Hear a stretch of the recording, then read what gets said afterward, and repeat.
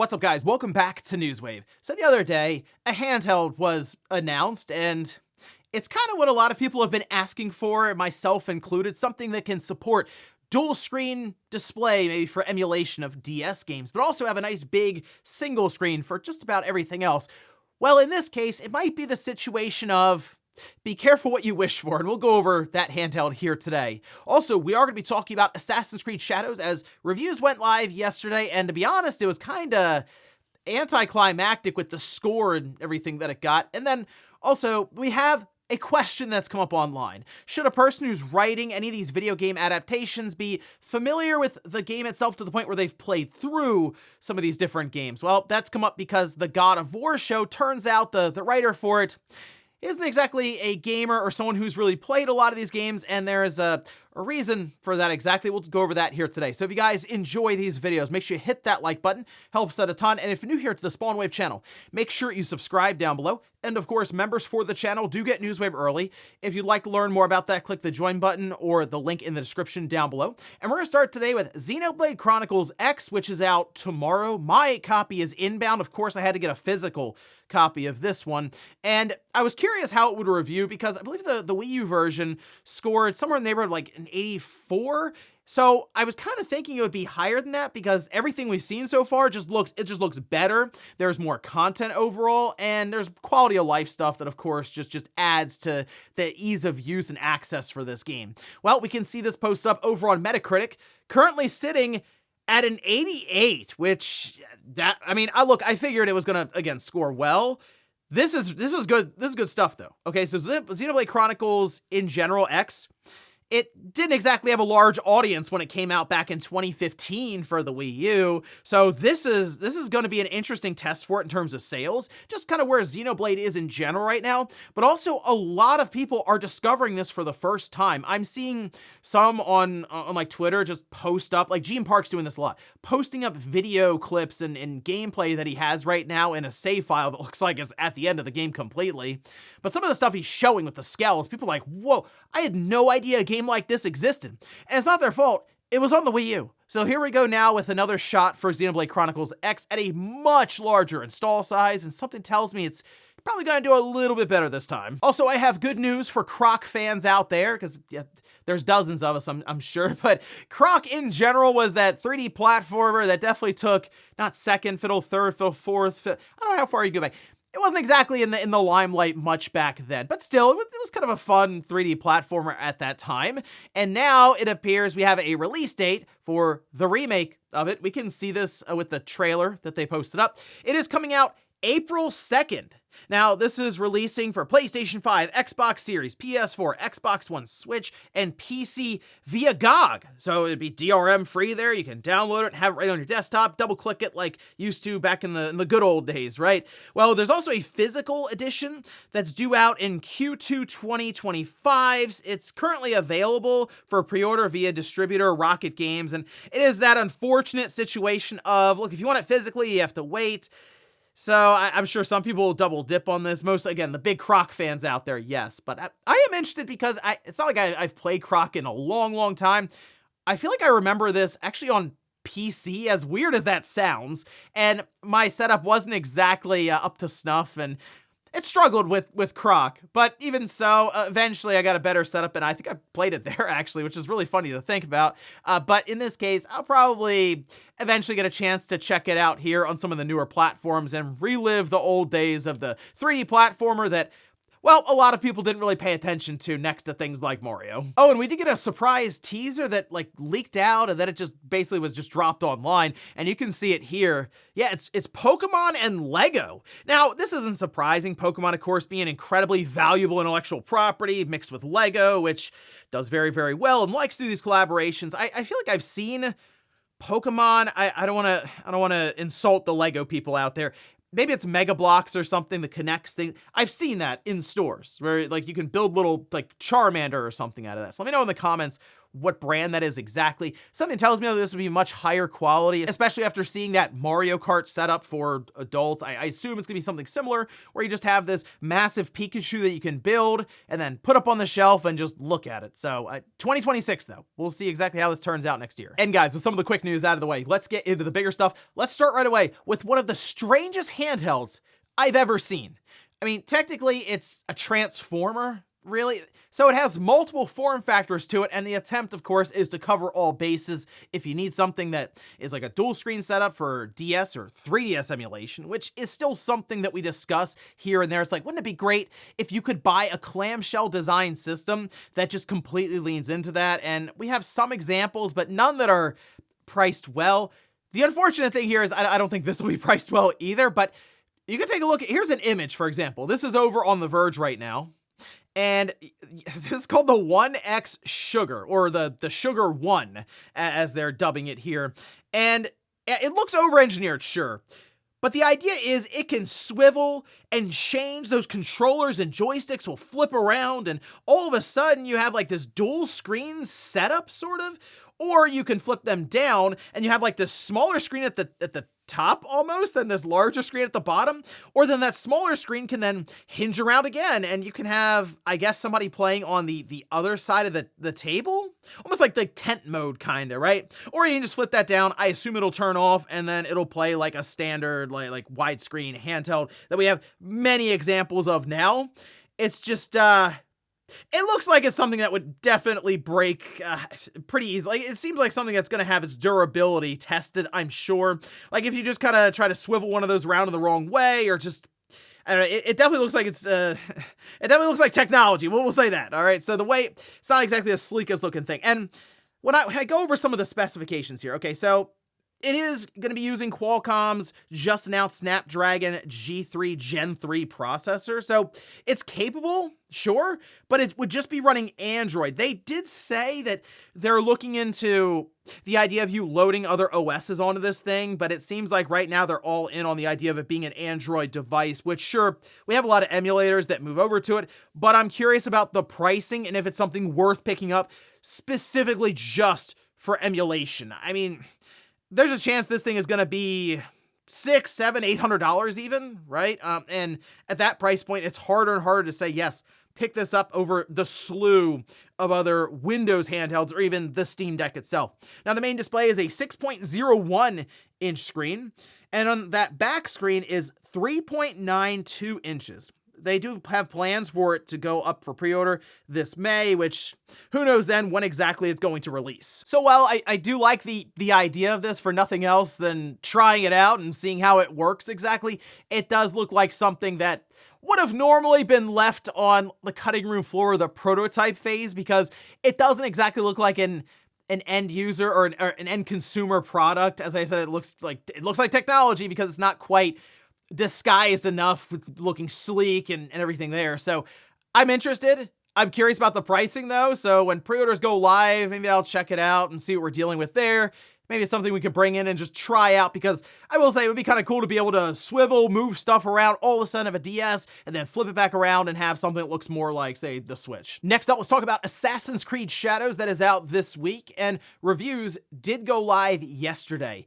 And it was a whole thing online when this happened, of course, because it's Assassin's Creed in general, but also Shadows has had a lot of discourse online around it, and then also Ubisoft has had a lot of discourse around them, so it just kind of came to a head, and unfortunately, I feel like the review scores were kind of expected at this point, as in, they weren't incredibly great, they also weren't terrible. It was basically reviewed like an Assassin's Creed game. Really, it fits in right with Valhalla and Odyssey on Metacritic. You can see for yourself, currently sitting the highest reviewed version is on the PS5 at an 82. The Xbox did review at an 87, and the PC reviewed at a 78. Now, taking a look at the PC, it does appear that it's a game that does require a stronger setup, so naturally you're going to have some issues when it comes to the technical side, whereas I will say I played it on the PS5 Pro, and I did a video on it after spending about 25 hours with the game, just kind of giving some of my impressions and thoughts on it. not really like a full review. And on the PS5 Pro in performance mode, it looked good. The PS5 Pro, of course, doing a lot of the heavy lifting, trying to do upscaling with PSSR and stuff. It also has a balanced mode that does enable some of the ray tracing elements. But for the most part, ran well, held 60 frames per second more times, right, than not. So I can't really complain about the performance there. As for the game itself, again, this is kind of expected. Right in that, I was still thinking like mid 80, 84, 85, sure, you can use that, but 82, it's right again with Valhalla and Odyssey. Now for Ubisoft, it's going to come down to how exactly does it sell, and if these reviews, even though they're right there where people were thinking they'd be, if this is going to be interesting enough to pull people in at this point because it's not a complete disaster in the 60s or something. Or if Ubisoft's reputation will precede them and people will just wait for a sale and it to be knocked down to like $20 or something, which will probably end up happening before the end of this year. Let's face it, Ubisoft loves to just discount a lot of their games quickly. And so if that's the case, I could see people just kind of hanging out, waiting maybe until the end of the year with Cyber Monday or Black Friday. As I mentioned, I did enjoy my time with the game. I think it's a pretty fun Assassin's Creed game, and that's kind of it. It's like, if you like Assassin's Creed, you're probably going to like this game. If you don't like open world checklist style games, you're probably not going to like this game. It really does boil down to just that. Although, again, the internet getting pretty dramatic with this title, to be honest. So I would just kind of take a look at some of the gameplay for yourself. There's plenty of videos out there now that the embargo's lifted with even no commentary, and see what you think. Because for the most part, it's a title that will last you probably more than 100 hours if you're willing to do everything. I think my strategy now is to just go through most of the main quest line and then see what happens after I complete the game, because Xenoblade Chronicles X is inbound and I'd like to start playing that game, I'd say as soon as possible, but definitely by this weekend, which going from a big open world game there to one that's even larger and more open, and that one is from 2050. It was magical stuff that Monolith was doing back then and still continues to do here with Nintendo and Xenoblade. Next up, let's talk about Ronald D. Moore, who's the showrunner on God of War, which I believe has 2 seasons that's been ordered on Amazon. And I think for most of us, it's pretty straightforward how to do that. Like, if you play through the game, you can look at that and go, you know what? That would probably make a good series in general with the different characters, the action sequences. Like, to me, that should line up and translate over well. But there is that concern now that what if you're someone who isn't really into the games, haven't played them, and when you tried to play it, you realized, oh wait, the controller's kind of hard to use. Well, that's something that's happening right now after, an interview technically on Katie Sackhoff's channel, which you can actually see this posted up here. This part's over on Games Radar, who did transcribe this, where he said, right now I'm working on the adaptation of this video game called God of War that Amazon has ordered 2 seasons of, and they asked me to come in. I'm literally in the writer's room, and that's my new thing. He admits to trying out God of War, but found the quick-fire action stylings of Kratos and his crusade against other mythical beings to have a harsh learning curve. He says the controller is now, well, you press R1. Which one's R1? Oh, I'm dead. I can't quite get a hold of that. So, you know, I've mentioned this before, haven't I? When it comes to streaming, the barrier of entry is still the controller. And I think most of us who have just used a controller for most of our lives at this point, we can't wrap our head around that, because we just pick up the controller, we don't have to look at it. We already know where the buttons are, right? Yeah, I guess if it's a brand new system that you get, although how often does that happen anymore? The buttons are basically ingrained at this point. Maybe going from Switch to Xbox. Anyway, for the most part, you know how to hold the controller. You know where start, select, A, B, or circle or cross or whatever. You know where they are. But if somebody who's never picked it up, they look down and they're just confused. They're like, hold on a minute, where? And what he's saying is, yeah, by then I'm dead. That's it. Like, I've moved on. I'm not a gamer. So the question becomes, is that an issue? Like, are there concerns now around how this will work out? Well, people, of course, are looking at his resume and saying, well, he's very good at what he does. So maybe he'll have somebody play the game in front of him and he'll just watch. Because really, you just need to be familiar with the lore itself, the characters, and how they should translate over to a series or the big screen. You don't necessarily have to platinum the game or anything, or even, I guess, play through all of them, but you have to have an understanding. So I assume that research is being done here, but even being said, oh, I was put on God of War, and I don't play the games, and I tried, and I'm not really a gamer, I understand why the red flags are up right now. So at this point, it's kind of up to him to prove everyone wrong and show why he doesn't need to know where R1 is to make the God of War series. And in our last bit of news, let's talk about the Analogue 3D, which, as you probably have noticed by now, I do not have my Analogue 3D, even though I pre-ordered it at the end of last year, thinking, oh, this will be a fun video to make since it's supposed to be shipping out Q1 2025, which we're just about at the end of now. And, well, it turns out it's delayed, which, is it surprising at this point? No, but it's not exactly a great look right now for Analogue, for something that people have a lot of questions about still when it comes to just seeing games run on the thing. This we can see posted up on their website, where they say Analogue 3D was originally available for pre-order at the end of 2024, scheduled to ship Q1 2025. Analogue 3D shipping is delayed as of March 18th, 2025, and is now shipping by July 2025. We are working hard to get your 3D order in hands ASAP, and appreciate your patience. If you have an open pre-order, no action is needed. As always, if you'd like to cancel your pre-order anytime, Analogue has always had a no questions asked 100% refund policy for pre-orders. So they're going to send out an email before shipping the orders out just to make sure they have shipping addresses and stuff updated. So I'll keep an eye out for that. But again, there have been a lot of questions around this device in general, its existence. Like, is this really a thing? And when you have a delay like this, right at the end, again, it was supposed to be shipping out then technically by the end of March, and we're 2 weeks out from that. Yeah, more questions are going to come up if this is really a thing. And I feel like Analogue has made a lot of products, and they've had a lot of backlash for the way they've handled the releases of their products and the stock and pricing. And this is going to continue falling under that umbrella until they eventually ship it, at least, because we're just on that first step of, does this thing even exist? So we'll see, with the Nintendo 64 coming out of Analogue with a lot of promises right now, if I'm going to be able to get it by July 2025. Here's hoping it's sooner than that. I think it would be a lot of fun to check this thing out, especially with my Ultra HDMI modded N64, real hardware with HDMI wired directly to the chip, to see how it all stacks up. But first, gonna need them to actually ship that thing out, hopefully this time by July. And before we go to the comment of the day, we'll take a look at the poll that I posted up yesterday, where I ask, what was your first handheld generation where you had your own personal system? Okay, Game Boy and Game Gear is 52%. That makes sense. I mean, the Game Boy ran basically the entirety of the 90s, right? I know the Game Boy Color was there. There's arguing back and forth. Is that a new generation? Is it part of Game Boy? Nintendo considers it part of Game Boy, so I just left it up there as Game Boy, Game Gear. Game Boy Advance, 24%. DS and PSP, 18%. Not surprising there either. The DS, 154 million or so systems. Yeah, cast a wide net. I'm sure there are plenty of people who had that for the first time. Maybe the PSP, although I think that's mostly DS.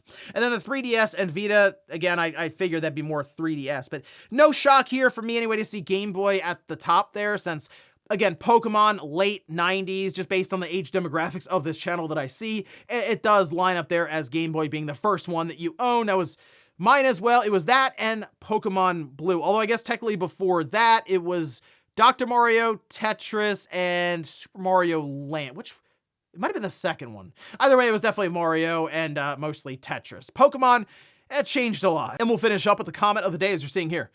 This is from Jughead, who says, I don't think people really understand how great manuals were in game cases. If you weren't allowed to play, you could at least read or study the manual and prepare, hype yourself for your next session. So for me, what I remember fondly about the manuals were when you go to a game store to rent a game, like a Blockbuster, Hollywood Video, or like the smaller mom and pop shops, as long as the area you were in, people didn't abuse the manuals and stuff, you would still get one. You'd get an N64 cartridge, for example. It'd be in like this clear plastic case. And then there would be tabs to hold the manual, and they would stuff it in there. So on the way home, I mean, it's like a 10 or 15 minute drive, I'd be in the back seat opening up the manual and reading through it for the Banjo-Kazooie or something that I just rented to see all the mechanics and the controls and stuff. So when I got home, I was ready to go. That, in particular, that 10 or 15 minute car ride, for some reason, has just always stuck with me. Just seeing that manual, going through it and being excited, as you mentioned, hyping yourself up, in this case, though, for like the first session, for an entire weekend in front of you with a newly rented game. And ladies and gentlemen, that's going to do it here for Newswave. If you enjoyed this video, guys, hit that like button. If not, hit the dislike. Leave comments down below about everything we talked about here today. If you missed yesterday's Newswave, I'll leave it up here in a card, or maybe you wanted to check out my Assassin's Creed Shadows impressions and yell at me some in the comments, I'll leave it right below it. Thanks guys for watching, and I'll see you next time.